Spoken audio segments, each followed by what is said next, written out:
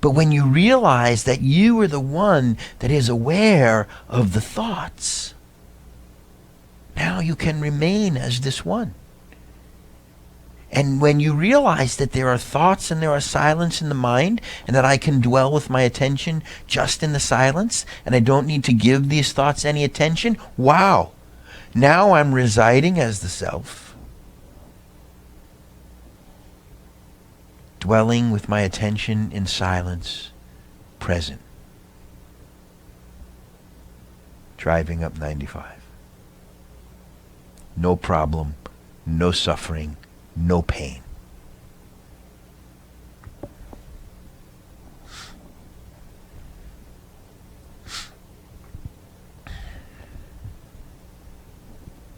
Let's drink that in for a minute.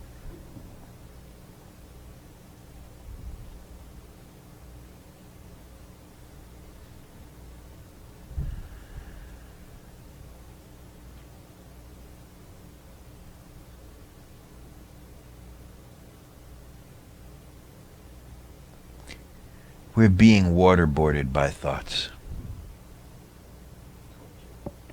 Absolutely. And it's just, we don't know how to stop it. What is it, 50,000 thoughts? Yeah, like 50 to 70, they say. I said that one time in Satsang and someone said, really, that's it? It feels like more.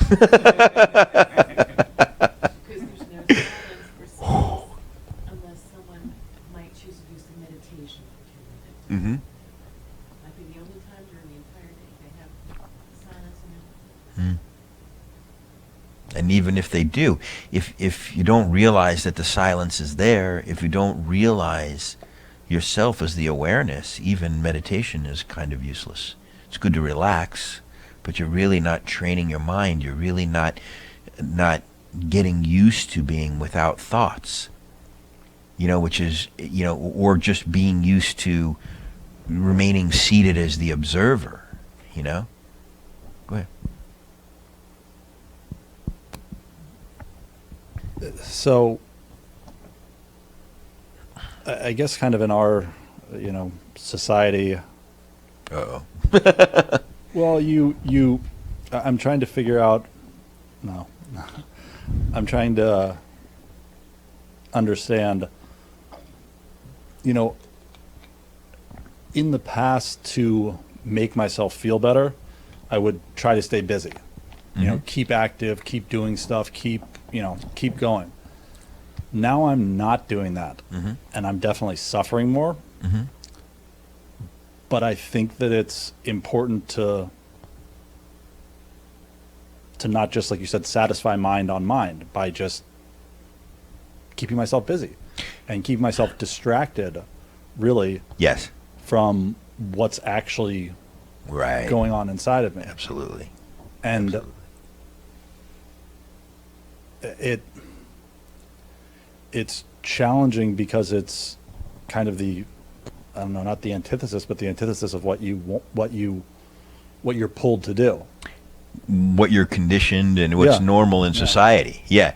Like, those of us that are here studying this stuff, we're going in the opposite direction than everybody else.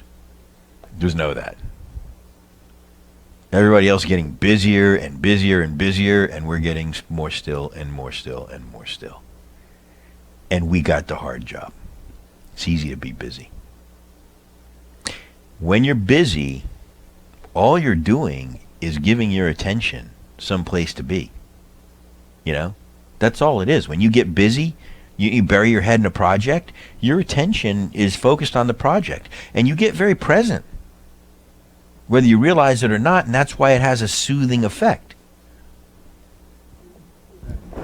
So then in that, with that logic, then it is okay to keep busy because you're bringing yourself into presence. Let me finish. You're not knowingly, consciously bringing yourself into presence. You're doing something that you naturally know feels soothing. I feel soothed when I'm busy. But that's not really a conscious thing that's going on. We all have experiences, we all have histories, and we all have pain. Okay? And the reason the people struggle with meditation, struggle with coming to something so spiritual like this where we're really stripping it down, is that they don't want to be with their pain. When you're really still in meditation, bloop, bloop, bloop, bloop, bloop, no more distractions, no more pushing it down, no more, not allowing your attention to be there. It starts coming up, bloop, bloop, bloop, bloop, bloop, here's the pain. And this is why people run from it, because they don't want to feel pain. They're running from their pain. We all have pain. When you sit with your pain, and you bring the light of your consciousness to your pain, it begins to dissolve.